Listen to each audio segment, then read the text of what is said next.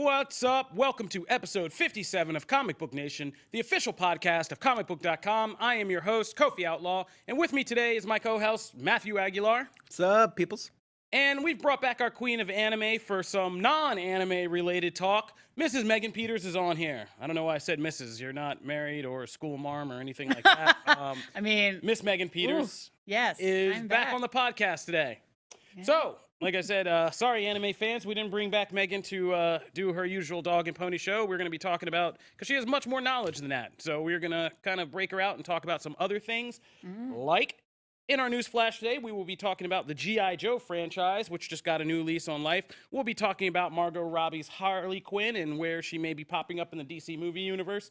We will be going over a little bit more of some Powers of X talk after we broke that comic down in our last episode. We have some new things to talk about. And we'll be talking about some Robocop and some Star Wars, and all of that takes place in our news flash. So be sure to stay tuned after the break as we get into all of that. All right, so starting at the top today, we're going to talk about DC, since we get accused sometimes of not doing enough DC stuff. Oh, you saw that tweet? Yeah, no, I saw that slide into my timeline, and I was like, Matt's going hard for the DC universe. Yeah, we get accused I replied. I didn't go. You did? I was. Yeah, no, you're you're Feel like free one to of the talk. biggest champions of DC Comics. The number of times Like, you get Matt, me interested to reading things I would have never known half of stuff was going on. Like, I'm reading Yeah. Deceased right now. yeah, it's but, like the number of times you talk about Deceased in the Office. Like, I'm gonna read it now. Yeah, exactly. So, like, yeah, I mean, but here, let's give some airtime to DC. So, Margot Robbie's Harley Quinn. As I was kind of getting ready to come in here, I was working on an article in which it was a James Gunn post on social media. Apparently, they got a nice little arcade built for themselves on the Suicide Squad set. Pretty cool. And in one picture, he's playing a huge game of Scrabble that's hung up on the wall, and he's putting in character names, and he's like there's one across the middle that says Harley, and then he's coming down and he's trying to make King Shark like intersect with that.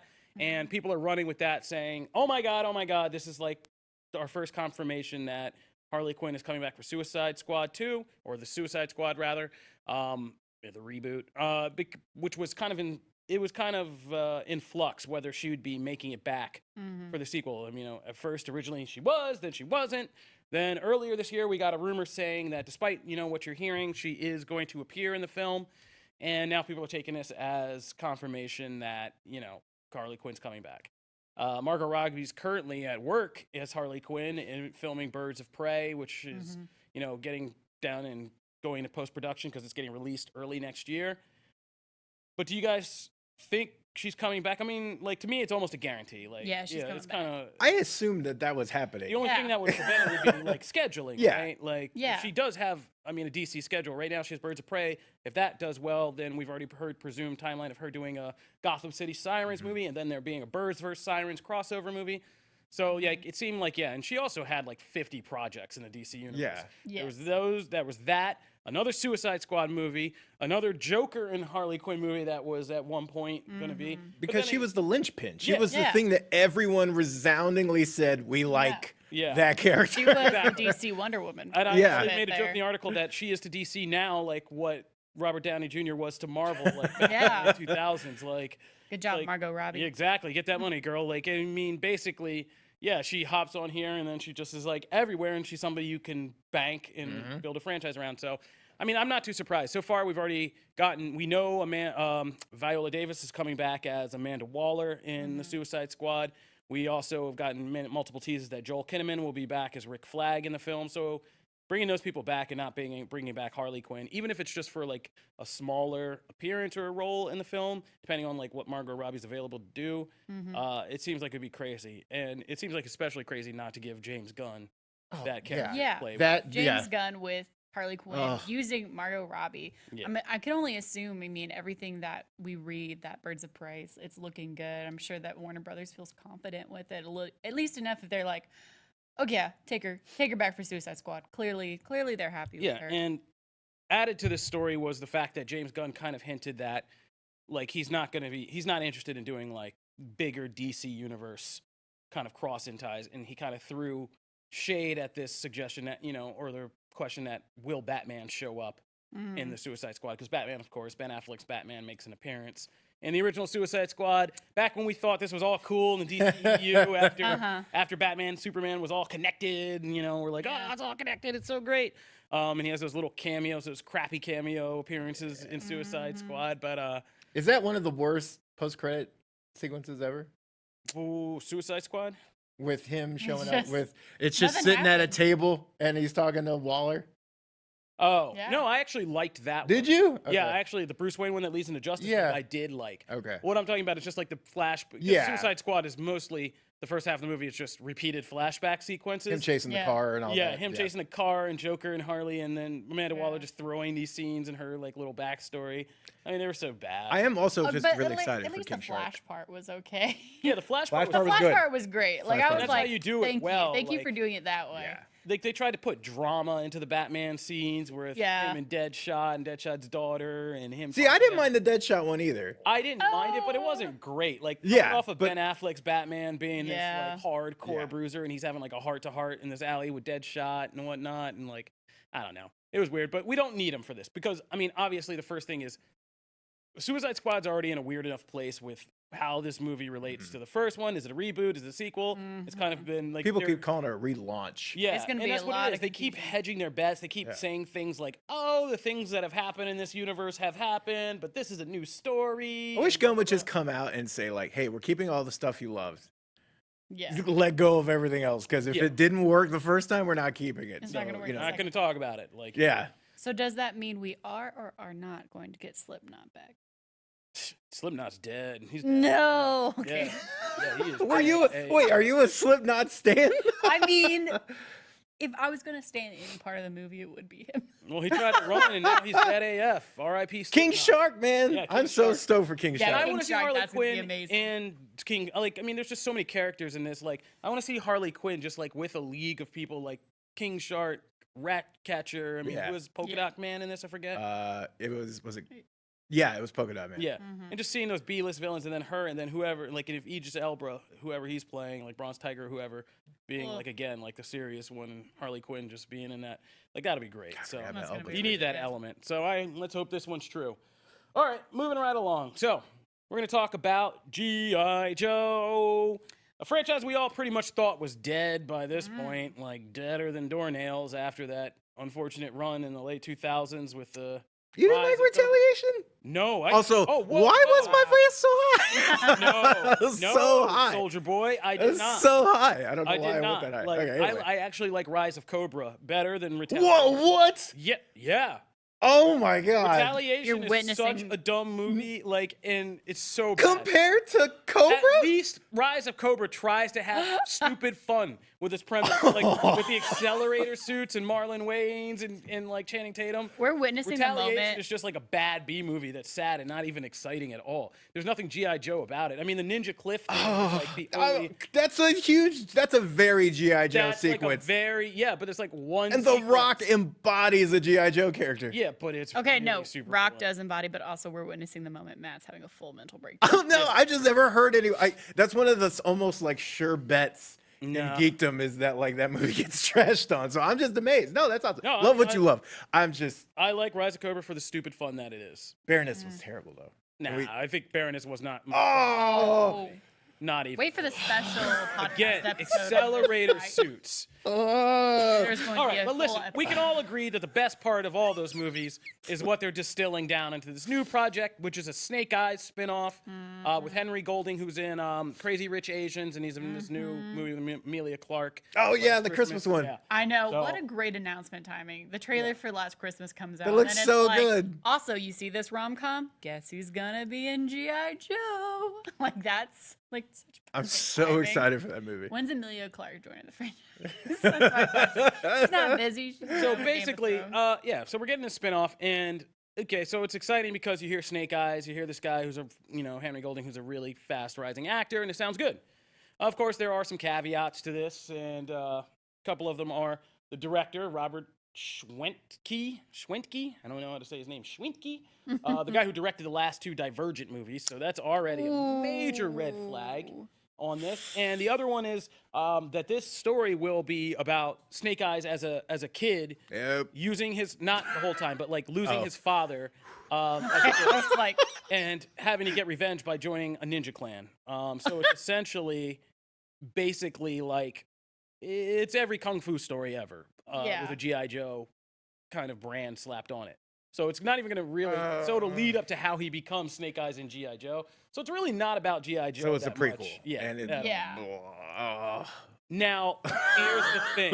The only thing that kind of really gives me excitement, oh man, I'm about to blow it again. This is about to be Zelda 2 all over again. Zelda 2? What When I happened with when I couldn't remember the proper name for Zelda 2 when we were doing a show one I'm still time. tripping off of the fact that It's okay. Cobra is a better movie than I'm bringing sequel. up Zelda for this podcast. I'm still tripping on You that. trip on that all you I want. can't process that.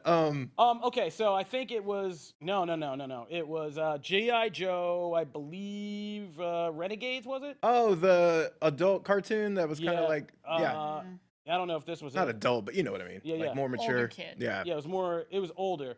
And Beyond I love Disney. that oh thing. man, is it G.I. Joe? I know I'm gonna get this wrong. That The cartoon internet's was gonna- awesome. The internet's gonna tear me apart, but I think it might have been G.I. Joe Renegades. That sounds no, right. G.I. Joe Resolute. I believe it was actually G.I. Joe Resolute. Okay, yeah, I think it was Resolute. Anyway, they had like this web series of shorts. And one of them, the best one, was a Snake Eyes duel when he was a kid with Storm Shadow. Was like a whole kind of ninja episode about them having this duel, which was freaking awesome and like really good. Now, So okay. I'm just hoping this movie will kind of, I'm hoping this will be like to G.I. Joe what Shang-Chi is to Marvel, which is a traditional kung fu movie, just like on steroids, boosted up with the fantasticalness of like comic book type superhero stuff. I would be all about this if it didn't take place in the past. If you said everything you said to me as far as like the battle between them, he has to like go back to his roots and ninja clans, all that sounds awesome. If it wasn't, oh well, this is how he becomes Snake Eyes.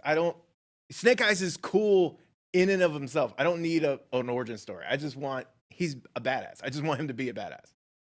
Yeah, Snake Eye has a whole origin story in G.I. Joe Resolute, which is awesome. And so if they can I hope this project is somebody just stumbled upon that web series, that some like, douchebag in Hollywood was like, oh man, I saw this web series, it gave me a great idea. Well, it was blowing lines. Like we should do a whole story so Snake Eyes movie, like origin movie. Yeah. And I hope it's dope like this episode of G.I. Joe Resolute was. Yeah. Because that's the only way. And like I said, just pumping a normal kind of Kung Fu Ninja story up and to be a little more fantastical and superhero-y. Yeah. And just, that's the only way you get around this. Otherwise, you've just bastardized the G.I. Joe. You just stolen the brand name to slap it on a generic ninja movie. So that's the question. Yeah, that's kind of my question. Does this tie back to the other ones at all? Have Please they said? They have not gone down that. I would appreciate it if they didn't. I feel like this is a really good opportunity, especially since it's branded Snake Eyes rather than like G.I. Joe : Snake Eyes. Yeah. That this is a good way to kind of diverge that franchise because unless you're a Diverge, definitely. die-hard like fan, like I feel like it kind of has a bad taste in your mouth. Yeah. Because you just kind of heard all these bad things about the last movies that came on the franchise before it died quietly. Yeah, I definitely think So, Fresh I is feel better. like Snake Eyes, you'll see a trailer for that in the theater and be like, oh, this looks like a really cool action film. And you might not necessarily understand or really care that it is attached to G.I. Joe. Yeah, and that's what So, I'm hoping because, Fingers like crossed. I said, Resolute, that G.I. Joe Resolute, for all me not being able to remember the name, did stick with me about how awesome it was. So I'm hoping it's that. And, it's not just, I hope we don't get shoehorned with some weird G.I. Joe prequel madness that doesn't make any sense. So, well, we'll see. I mean, We'll see. this franchise has a great history, so we'll see. Yeah. I don't All know, right, there's so all that moving right director. along. We have some disappointing news, which kind of bummed me out. Yeah.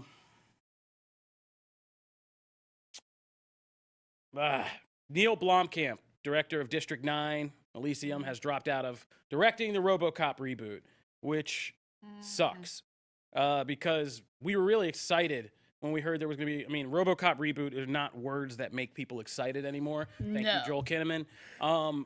Basically, Oh. like, after that reboot, but like hearing Blomkamp was going to do not even just he was going to do one of those direct sequels. They were looking at possibly bringing back Peter Weller as RoboCop, and doing this whole thing, and people were like flipping out because Blomkamp basically is a guy who kind of like pioneered certain visual effects. He made awesome sci-fi stuff like photoreal.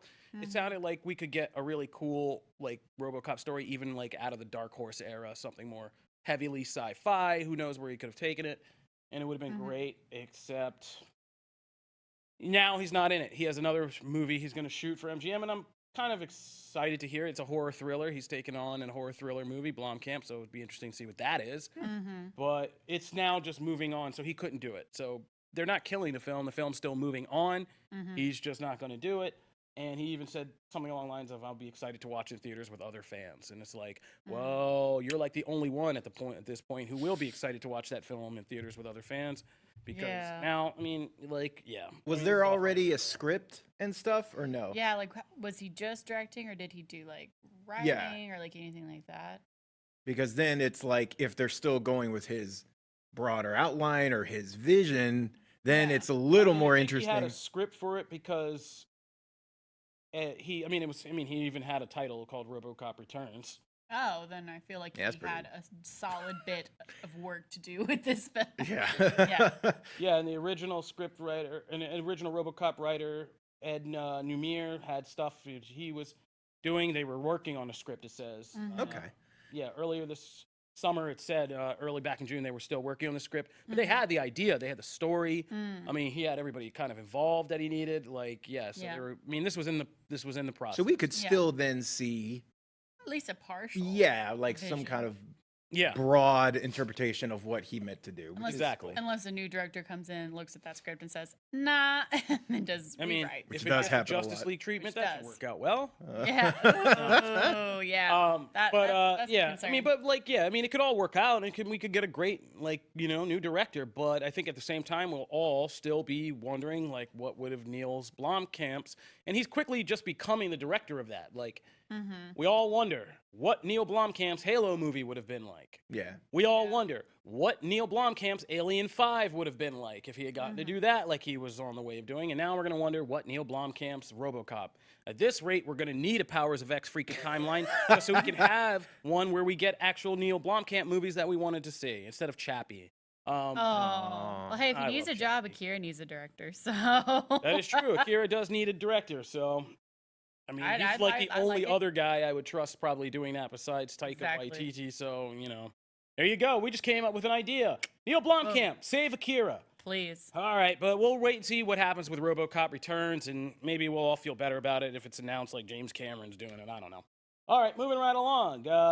Ewan McGregor, it's looking like we're getting closer and closer to this Obi-Wan Kenobi confirmation, and now it's kind of being speculated that D23 Expo, which is coming up next week, I believe, will one of the many announcements we're hoping to see from both Marvel and Star Wars side, that we'll get a confirmation on this Obi-Wan Kenobi project, possibly for Disney Plus as a kind of series.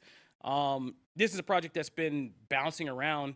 I mean, they all stole it from my original, 7 things that they should do with the Star Wars franchise when we basically, when they sold Disney to, Lucasfilm to Disney. I wrote up, that was like one of the first slideshows I ever, and they stole quite a fair amount of those ideas. Not all of them worked, because in that thing I did suggest a Miller and Lord Han Solo movie. Yeah. I was like, that would be a great gravy. That like a comedy about Han and Chewie first meeting on some kind of heist. I mean, you could with have Phil been Lord and Chris Miller, and they actually did that. Yeah. And it fell apart horribly. So maybe I mean, if they'd let it gone, he could have been right. But I said Obi-Wan Kenobi in that same post, and I've rewritten this many different times in different ways. Would be great because he's kind of like the different eras of Obi-Wan's life are kind of like an epic. It's like a knight's story almost, like a King Arthur story kind of. And all the changes he goes through, and it could have a lot of shifting tones and like really kind of great stuff, because the stuff when he's on Tatooine is like a lot more meditative and like Zen type stuff, whereas like before that it's like high flying adventure and all this. There's some love, some intrigue, with Duchess Sabine if you've watched the animated series. So Obi-Wan's a rich, complex character. Ewan McGregor's the man playing with him, and I think I would love to see that. And I think there has even been some story suggestions in the past, but I would like to see something that kind of takes place when he's on Tatooine, some thing he becomes embroiled in that also recalls stories of his past and things like that. That would be kind of cool. So I hope we get this announcement because this is one Star Wars project I've really been waiting for, and I'm excited for it. And it looks like Megan's pretty excited over there. Oh my god! So like I'm like such a huge like Star Wars freak. Like growing up on it, like when I saw Phantom Menace as a kid, like I'm pretty sure my first crush was Ewan McGregor as Obi-Wan Kenobi. I have like dedicated my like Star Wars fandom life to this character, and so like all of the it's not really considered any part of the franchise anymore, but all the extended universe books that I read about Obi-Wan in middle school and like gushed over. Like I'm no Lucasfilm and Disney will try probably like shy away from that. I definitely think Kofi's probably closer to the nail of it being like Tatooine. Like before obviously Star Wars and him like reflecting on his past with like all of the battles he was in because like he had a crazy life. Like you see him like with Qui-Gon and like Phantom Menace and you're like, oh, he's gonna just be a really chill dude. He's like not. He like, goes off and does all this crazy stuff. So yeah, Clone Wars showed like why how he grew into a great general. But yeah, just something kind of on Tatooine detailing how he went from general to like true master, which is an important shift in Obi-Wan's character. If you've ever seen the episode of Star Wars Rebels, there's an awesome episode where they kind of close off the storyline between Darth Maul and Obi-Wan. And so when he's on Tatooine, Darth Maul kind of tracks him down while and realizes that he's watching Luke and that Luke is this all-important thing in the future, so Obi-Wan has to kind of defend him. Yeah. It's pretty freaking awesome. Yes. Because you see the transformation where he's gone from the guy you knew in Clone Wars and the prequels to, like, being this master who can, like, seriously destroy somebody in, like, 2 sword strokes. Yeah. And I mean, also, I wouldn't ever be opposed to them just doing a live-action version of Rebels. Rebels has so many great episodes. Has so many good episodes. Yeah, so, I mean, And that one was, like, probably my top 3 favorites.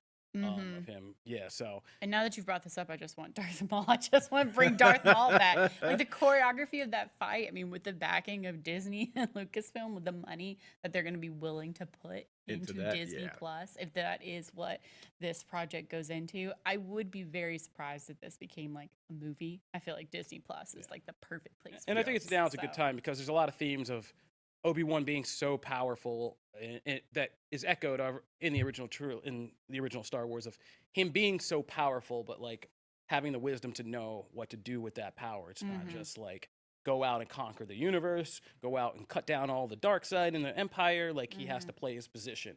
And a series could really go deep into examining how hard that is. Yeah. To kind of sit on the sidelines knowing this greater good you have to wait for while things are turning really terrible around you. And it's partially your fault. So, like, like all of that would be really heavy, and Ewan McGregor would pull that off beautifully. Oh, for sure. So let's get it, Disney. All right, moving on to our last news flash story of the day. This is just a quick revisit to Powers of 10. We were talking about that and breaking down the spoilers for that. Tinfoil hats on. Tinfoil hats on. Put them on tight. And one thing we didn't come to that I wanted to kind of correct in our discussion is we had this whole discussion about, now we've gotten all these layers about these different periods of the X-Men's future, the various lives of Moira X, or who is Moira McTaggart as an Omega mutant. And then in this Powers of 10 2, there's a bunch of big reveals like, that Xavier and Magneto have been working together with Moira since the beginning of the X-Men timeline, like we know. Also, we got to look in and learn more about this future, which we all said was like, when Powers of 10 came out, was the exciting part for us, was this future 100 years after House of X, when we find a universe where basically the man and machine, and humans and Sentinels have united to form the man-machine supremacy, and they go to war with mutants who have been driven off of the planet mostly, except for the last surviving X-Men, and what that was all about. And so this issue gives us a lot more of that. Yeah. And a lot more scenes of these future X-Men kind of interacting. And with that, we learn that Apocalypse is their leader and has been, in this timeline the whole time, that something that Powers of 10 #1 didn't reveal to us. Yeah. And that was very crucial because it connected back to House of X #2. And Hickman's not lying. Like once you get a new issue, you read back to an old one and it changes everything. So we read back to House of X2 and you realize, oh, there's a timeline in there where Moira wakes up Apocalypse early. They kill Xavier and Magneto, form their own X-Men, and start what's labeled in the charts of timelines as the Apocalypse War. Yeah. That goes into an undetermined amount of the future. Well, some Marvel fan out there, and I'm butchering your Twitter name, I forget it, and I really should learn it, I'm sorry, but kind of did a very careful reading and breakdown of this and noticed that in Powers of 10, one page about the surviving mutants and the human supremacy and the man-machine supremacy is labeled, ML9 Apocalypse build. In one of those tiny little data footnotes that Hickman includes on the chart, because they're like computer files. Yeah. And this is the call for that file, is where it's categorized. And he kind of broke it down with other pieces of evidence to basically, and you can read this all on Comicbook.com, to basically say that there's mounting evidence that the timeline with the future war, the man-machine supremacy, and even the one beyond that, 1,000 years into the future with the Ascension, is actually Moira McTaggart's 9th lifetime. And what the trick is of Powers of X is it presents it like it's the future of House of X afterwards. But this is the 9th time, like the 9th lifetime with the Apocalypse and the Ascension. And whatever happens to her in that thing, she doesn't die. She could very well be the blue person we are seeing in that 1,000-year future, because Apocalypse changes her. He gives her some of power, and one of his quotes in the beginning of one issue is, "If you can survive long enough, I will make you something eternal that doesn't die." And that she lives through that, and at the end of House of X2, the Phalanx came in to cause this ascension, whatever we're still learning is going to be, and that somehow she goes through this entire cosmic evolution over the course of like 1,000 years in this one lifetime, and then House of X is her 10th lifetime. And so now there's crazy theories about whether she dies or just diverges, and there's a second Moira, and that gets crazy. I'm not going into that. But like, that House of X is her 10th lifetime. And this changes so much about the story. Yeah. And especially like the X-Men of the future, who we now think are these chimeras, because Mr. Sinister, the backstory is Mr. Sinister in this future bred all these pod people, and there were 4 generations, and some of them. And so like Wolverine that we see, Magneto we see, are actually like Magneto and Polaris hybrids, Wolverine and Sabretooth hybrids, and stuff like that. And so we just wanted to put that out there because that's pretty mind-blowing. I was really I can't believe that. Like I was stunned when you said when you were like, hey, the Polaris and Magneto thing and the Wolverine and like Sabretooth thing, and how they're like, they really look like they're spliced together versions. Like those are all not the X-Men we know. And like, it was one of those things that like when you hear it, you go, of course, like that makes total, like it clicked, like it clicked in my brain. I mean, it really is. If that is the 9th, if that is her 9th life, that really does require like you to go back and read every single of this. And it does and what change you do, and the thing that's so great, and this fan pointed out, is when you go back, it all does connect and it makes sense. Because Powers of 10, your first issue starts with her meeting Xavier at this carnival back in the past before the X-Men. And he's just kind of sitting there being goofy, looking around all happy. And she walks up to him and she has this monologue that she introduces, and she says, I was wandering through this carnival and I saw like, and she references things she saw in the carnival, and there's 3 pictures in stained glass windows while she's talking in the panel. And one's of stained glass of Rasputin, one's of Cardinal, and one's of the Nimrod monolith. Yeah. And you don't understand that when you read Powers of X. You don't know what the hell that means. Yeah. But when you go back after House of X or Powers of X 2 and read that scene again, it's basically her hinting to Xavier that she's lived through this distant future. Yeah. In the Ascension and the Man-Machine Supremacy War, and now she's coming back with all of that knowledge for this 10th lifetime. Yeah. So it tracks. And like I said, I mean, this whole theory was cracked because a guy noticed like one little data file notation. So how angry is Hickman about that now? He's not, because he's doing this on purpose. Because when you read it in Powers of X1 again, you read that notation, it didn't make any sense to any of us. Yeah. We didn't have any idea what that meant. Yeah, you have no context. No. Yeah. It's not until the next issue, House of X2, that you have to read it and like then go back and read that, and now you can begin to pick out, ML9 means Moira's life 9. Yeah.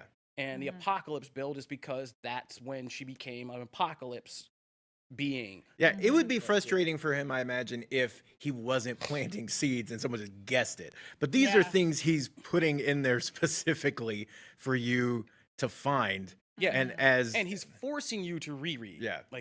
Which is what I enjoy the most, because that's good literature, like forcing you to reread. And so, like, and there's even other things, other clues, like Cardinal in this weird moment of dialogue when he's trying to escape this death mission with Rasputin says, I'm planning this black seed of Krakoa, which is a portal that takes them back to Krakoa. And he's like, either you'll make it or I'll see you again when the world is made again. Yeah. And which is like, what the hell does that mean? Is that like some weird religious thing, which is what it sounds like the first time you read it. But then you go back and read it after House of X2, and it's like, oh, in this future, they know about Moira's power, and they know that once this is over, there's a reset. And that's kind of crazy. So just wanted to throw that out there and see if you guys had any additional thoughts, if you guys are enjoying this. I'm definitely enjoying it. I feel like I'm reading it more casually, so every time I come That's in, not allowed, Megan. I'm sorry, but I am. So every time I Gotta come get your in, tinfoil hat. I come in absolutely confused. Like me and Brandon will be like, what is happening? Yeah, I'm then we so deep listen in a to you rabbit guys hole right talking. now. Like about this, like I feel like it's taking up all my time. But congrats to Jonathan Hickman. No, all it's great. When we come back, we are going to do, for our deep dives today, we're bringing back Rants and Raves, where each of us get to rant and or rave about things we are either watching, reading, or playing in the industry, and share those with you guys, so be sure to stay tuned. All right, so Rants and Raves. I'll go first. I'm just going to run through some TV, actually, because we haven't, it's kind of hard to judge when we put TV on here and who cares and how much do they care. We did an episode about The Boys, and it was like our lowest downloads in a while, so... Even though everyone asked for The Boys. Exactly, even though everyone asked for The Boys. Yeah. Maybe we were just too early. People are still catching on. So So go good, back and though. check out The Boys episode, because we go deep into The Boys. So good. Our phrasing, yes, I heard it when I said it. All right. But for Let's a just show move like, on. you Let's know what? move For on. a show like that, for a show like that, I'm not changing what I said. The Boys knows what it does, and they know what they like. All right. So I'm going to talk about some TV. I'm going to talk about Preacher Season 4 and Krypton Season 2. Preacher Season 4 has just begun. Krypton Season 2 has just ended. Preacher Season 4 is going to wrap up this story. This is the final season of Preacher. And so it's going to wrap up Garth Ellis and... Yeah, my God. Garth Ennis and Ellis. I'm like combining people. Warren Ellis and Garth. Garth Ellis. Steve Dillon's story. I just wanted to bring this up because I feel like Preacher's kind of lost a lot of its muster season by season. It's just this thing I'm kind of watching now. And the fourth season's kind of like that. Even though the fourth season's had some fun and inspired things in the first couple of episodes that have been put out, I feel like somewhere around the middle of season 2, it kind of really lost steam in that New Orleans season where they just were sitting around that house of Cassidy's son for like the whole season. That got kind of boring. I thought when they introduced Hair Star last season, it would get a little more exciting, and it did for a while in a couple episodes. But I even remember like when this season started, how the last one ended. I was like super duper confused. I was just like, It's not a good start. Yeah, no. Yeah, it's not a good start. And so this one is just like I said, I'm just kind of in it just to wrap it up at this point. But Preacher's not my favorite adaptation. And after seeing something like another Ennis project like The Boys, like it's even harder for me to enjoy. Yeah. I mean, Preacher gets away with a ton of crazy stuff on TV. Some of the most brutal fight sequences I've ever seen. Some pretty perverted, crazy stuff that they do, but it just doesn't compare. Like Ennis is on the level like where something like Amazon streaming makes all the difference in the world. With The Boys and the production values on that. Even though it's like the same creative team essentially, except that supernatural Eric Kripke makes all the difference. And besides just having Seth Rogen and Evan Goldberg. God bless Kripke. Yeah, God bless Kripke. So I'm in it for the finale of Preacher, and I'm glad it finally did get made because it's one of those long-awaited projects that we were always waiting for. And for kids who didn't read the comic, I'm sure this is going to be great and send them back to read it. So that's all good. And I love the cast. Dominic Cooper, he's okay. I don't love him. But Ruth Negga and Joseph Gilligan, who that guy, like, yeah, I love that guy because that guy is really like a real life soccer thug. Like he's just like this European soccer goon, like dude. Perfect. I met him for that Vin Diesel movie, The Last Witch Hunter, when he was just like that crazy like child witch abductor.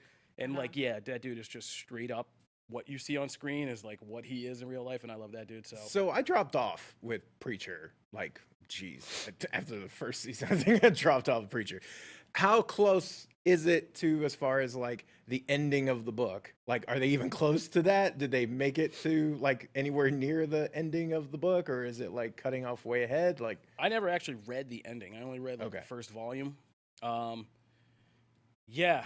what I understand, I mean, of course, they're taking liberties, but they're going to nail all the major points. Okay. Like tracking down, getting close to God now. That's like the final stretch. Okay. You know, Adolf's taking off over hell. Like all that stuff's happening. And this was the thing, they knew it was their final season, so they were able to close it out. Okay. Cool. Yeah. So that's that. Moving on, I'm going to talk about Krypton Season 2. I think Krypton is one of the most slept-on superhero shows. Oh, yeah. I can't really get too crazy about it because I just caught up and binge watched the end of the season after falling off for a good portion of Season 2. Because it's just one of those things builds up on my DVR, then I watch a bunch. But when I do watch it, I love it. The cast is what really makes that show. The design and how they found an angle. Because we heard this thing about, we're going to tell the story of Superman's grandpa with no Superman. It's like, okay. Yeah, that sounded so boring. It sounded like that Battlestar Caprica, like that Battlestar Galactica thing was what we were all terrified it would be again. But no, they found a great way into that mythos, and season 1 was so tight with the reveals of like General Zod and Light of Zod and the whole Zod L family feud, and the Romeo Juliet story. That was all good, and then Brainiac came in, and we got this cliffhanger ending, and I thought. Whereas most shows would like spend a whole second season dealing with like the whole Segel, Brainiac lost in a universe, being tracked by Lobo stuff, like they advertised at the beginning of the season, that is so wonderfully quick. Like the first 2 or 3 episodes get through all that, and then they're back to Krypton. And yeah, it was much deeper. And this sophomore season was actually good about taking everything good about the first season, deepening the drama and the character arcs, and making everything more complex. They had some great reveals. Like some shocking character deaths, some great reveals.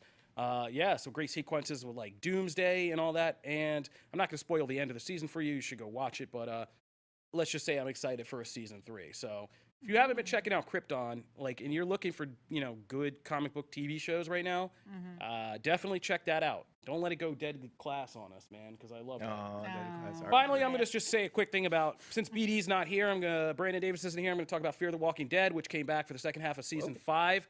And my God, this show. I loved this show, but it is sucking right now. And that's my rant. Like, Fear the Walking Dead, Bray Beatty referred to it, I think, as Gimble speak, Scott Gimble. Yeah. When he started showing up in The Walking Dead, there was this trend of him talking about with characters being like, we're not good enough. We got to be better people. And this whole thing of morality, like, we want to be better people by helping people in the zombie apocalypse. Well, they've just taken that concept and thrown it into Fear the Walking Dead full tilt. And this first return episode is like a found footage movie of them trying to save a family and to all talking to the camera about how they're going to be better people and help the world. And it's just like, I don't want to watch this for this. Yeah. Yeah. Not at all. Like all this touchy, saccharine, feel good, we're going to be heroes crap. Like you have lost this series. And it's a shame because it has such, Fear the Walking Dead has like great characters even quicker than The Walking Dead did. So it's boiled it down to just like, just great fan favorites. Strand, Daniel, Alicia, John and June, this, the couple that's like really good. Lenny James as Morgan. But they've ruined all these characters at the same time with this like overly existential thing about we want to be good people, we want to help people, we want to make up for all the bad stuff we've done. We're like, you guys aren't villains. Like, you've been the heroes we've been following this whole time. Yeah. Like, you've done some screwed up stuff, but like, I don't know. Yeah. So, as far as I'm concerned, Fear the Walking Dead is as dead, as it gets. I mean, and it's not looking good for this Walking Dead franchise right now. So, bring on that third show. I was going to say, I was about to get a third one, that'll do it for me and my rants and raves. Pass it off to Megan next. Hello. You thought that I was here to talk about things that were not anime, but at last I am here to talk about anime. Kofi didn't know, I snuck it in. My rave right now is real quick. JoJo's Bizarre Adventure. I've not talked about that series on this podcast, but it is just like absolutely insane. There's literally no way I can like boil it down other than the fact that there's like supernatural forces and vampires and like overt Italian fashion and like gratuitous like dancing poses. Anyways, it's latest season. Golden Wind just came to an end, and it was excellent. If anyone is looking to kind of like catch up on some anime who doesn't like, watching it week by week, they just get really annoyed with that. I just want to watch it all in one go. It is now done. You can now watch it. It is available online to stream. Crunchyroll, Hulu, various other locations.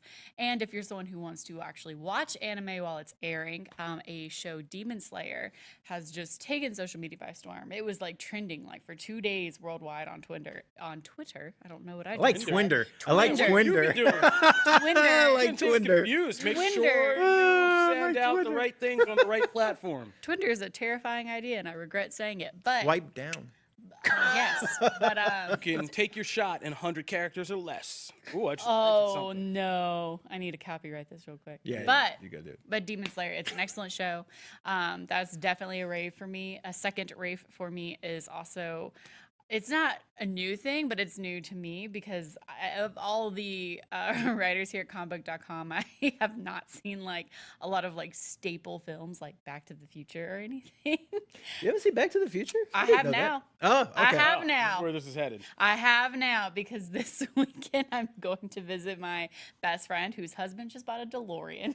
Wow. Wow. So I get to, and he was like, you literally can't come up here and get in this DeLorean unless you've seen the movie. Because he's like the biggest his groomsman cape was a DeLorean. I mean, he just bought a DeLorean. yeah, like he is he's obsessed. Yeah. And so I have now gotten to see Back to the Future if anyone wants to talk about that movie Disappointed with guy, me. but a DeLorean, having grown up in the 80s, is just a really crappy car. Oh, yeah, no, they're terrible. Oh, but his is like all souped up and stuff. Oh. Yeah, his is all like, it's like the body, but it's just like that. And I'm like, Yeah. all right, I'm now excited if anyone wants to talk about that.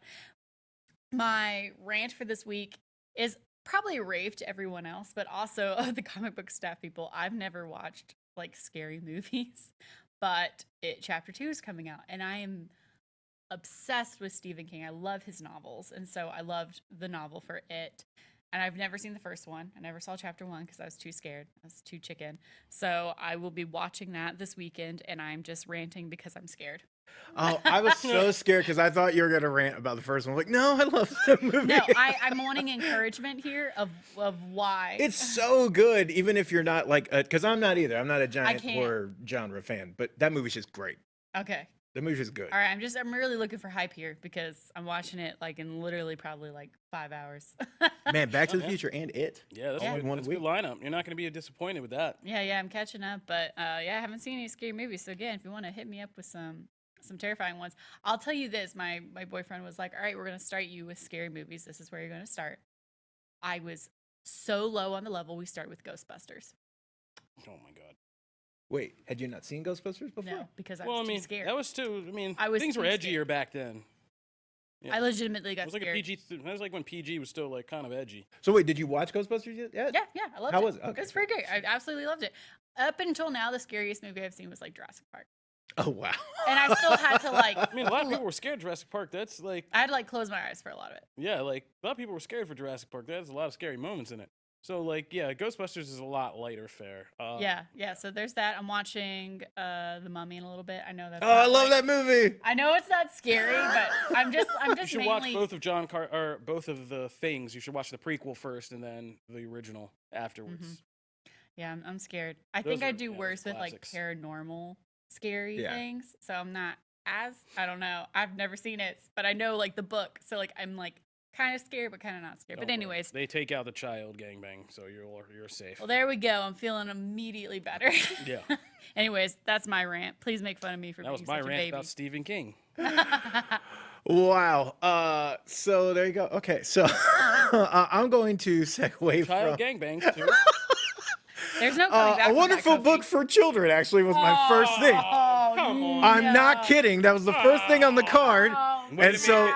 you Way to set it shut up. down the show, You Matt. set it up as a weird thing. Pretty All sure right. the FBI. No, has actually- it for- Get children's stuff in this show. Okay, So I thought so it was pretty. actually, safe. I am gonna segue to something better. I just wanted to Okay. do that. Yeah. Let's. Good. So I recently had the chance to. We have a growing tabletop gaming presence here at Comic Book. So Plaid Hat Games, who makes some phenomenal games, including one I've always championed, which is Mice and Mystics. RIP to all the mice movies. Abomination, the heir to Frankenstein, is a new game that just came out from them, and it is essentially me and Charlie originally were playing in the office, and it's a thing where it's set 20 years after Mary Shelley's death. And so you're actually going from like Mary Shelley's notes, and somebody else picks up the project. And there's like some secretive people kind of behind the scenes, and they're like, you need to make this creature. So you play competing scientists, and you're trying to assemble enough body parts to then create and bring to life your Frankenstein's monster. So you're literally going to like, part of the game is finding I materials. played this game, not the board version, the light version. It doesn't work out well. So it's actually really interesting because like parts of the game you can go to, like someone can go to the morgue and get bodies that way. You can go to the graveyard, but those parts are going to degrade faster than others. That's the downfall of that always. You can straight up kill people in one section, but then you'll gain a police present. Yeah. You can also use animals, which is kind of screwed up. I never did because I have like a morality line even in games. So you're not going to kill the animals, but did you kill people? I did not. I tended to, you can do like research and like volunteer at the hospital, and over time you gain enough reputation to buy bodies, but you have to then like, you have to do a lot of shady stuff to get there. And you can actually end up like losing humanity for a lot of things. It's really interesting. It's got a little bit of a steep learning curve, but it's a blast. So look for the review on that on Comicbook.com shortly, probably in the next few days. Sounds like a game made for my sensibilities. It's really interesting. That's a rave for me because that was really fun. And also just a quick shout out, our Tanner, who is one of our gaming experts here, recently had the chance to try out Borderlands 3, tried out, there's actually like 35 minutes of gameplay on the site. And he also got a ton of different interviews and stuff. But one of the coolest things is that Ice-T is in the game. Yeah. He's doing the voice for an AI teddy bear. He's essentially like a teddy bear. And it's awesome. So if you can picture Ice-T's voice coming out of a little teddy bear rolling around with you, and it's all that same humor. And he was an AI that essentially like ended up getting a split with the AI he was going out with, and ends up in his teddy bear, right? It's this whole screwed up thing, but it's awesome. So you can get a bunch of information on that on comicbook.com as well. Yeah. So I'll end it on a light note. So real quick, the kids thing I wanted to actually shout out at the beginning of this was Dear Justice League, which is it's a middle grade, DC's middle grade books. And it's just freaking adorable. So like the art is awesome. It's written by Michael Northrup and drawn by Gustavo Duarte. I hope I pronounced that correctly. And it's also essentially, you did too. It's kids for real. It's kids writing notes and letters and even like sending emails to Justice Leaguers. And they like, Superman, what happened to your face? well, like it's like a whole funny thing, right? So like the kid asks, do you ever like screw up sometimes? And there's this whole adventure that plays out because Superman was paying attention to his texts and ends up causing like 5 or 6 like huge atrocities and like has to clean up those messes. And then like it's those kinds of things. It's really fun, really lighthearted. So it's out now, and you can check out our review and an interview with the creators soon. So, Dear Batman, are those men you ran over with your car ever coming back? Batman's awesome, by the way, because he does not. He's the only Justice Leaguer that does not have email. He does old-fashioned letters. Oh my gosh! Because you can hack all the other stuff, but you can't hack a letter. Does he just sign it with a bat? He does just have a draw bat. He does have a bat. Like a bat stamp. A bat quill. Oh my gosh! It's really cute. So anyway, That's adorable. that's our lighthearted That's fun. good. That sounds like a good one for the kids. So let's end on a wholesome note for the kids. All right, that'll do it for this episode of Hey Man, you talk to Stephen King. Don't send me your tweets or your letters. Stephen King's on Twitter. You send him those letters. That's and true, those though. tweets. Yeah, You didn't talk write to him. that. He'll No, I answer did. you. I just had to read it. Anyway, that'll do it for this episode of Comic Book Nation. If you want to join the journey and you're just popping in a couple times, but you want to get on the full ride of this train, we put up new episodes every Wednesday and Friday on Comicbook.com, where you can subscribe to our RSS feed, or you can subscribe on your favorite listening platform. We are on iTunes, Stitcher, Spotify, iHeartRadio, Google Podcasts, Google Playlists, or you can tell any Amazon Alexa device, play Comic Book Nation. It'll fire up right for you. If you want to continue the discussion of anything we were discussing today, you can always hit us up on social media at the hashtag Comic Book Nation, or you can reach me at Kofi Outlaw. You can reach me at Matt Aguilar CB. You can reach me at Megan Peters CB. And if you like the show, go on iTunes, leave us a 5-star review. We read reviews periodically on the show. If we read yours, we will send you some Comic Book Nation swag in the form of a t-shirt. Pretty awesome t-shirt. Today, producer Jim Viscardi isn't in here today, so I'm not going to read any because I always like him to be present before I saddle him with a bunch of work of sending out t-shirts. I'm sure he's still working out the last batch. Yeah, that's the note. If you guys heard your review read, you contacted us, give us at least 2 weeks to get your shirt out to you because we send them out in big batches because there's a lot of you. We're getting a lot of good reviews. Kofi read you read like 20 over the last enough to make Jim, like, 2 weeks. his eyes start to tear up. All right, now I'm going to get out of here and go cough a whole lot because I am still sick with this weird plague. Thank you, kids. That'll do it for us. This has been Comic Book Nation. We're out of here. Deuces. Peace. See ya.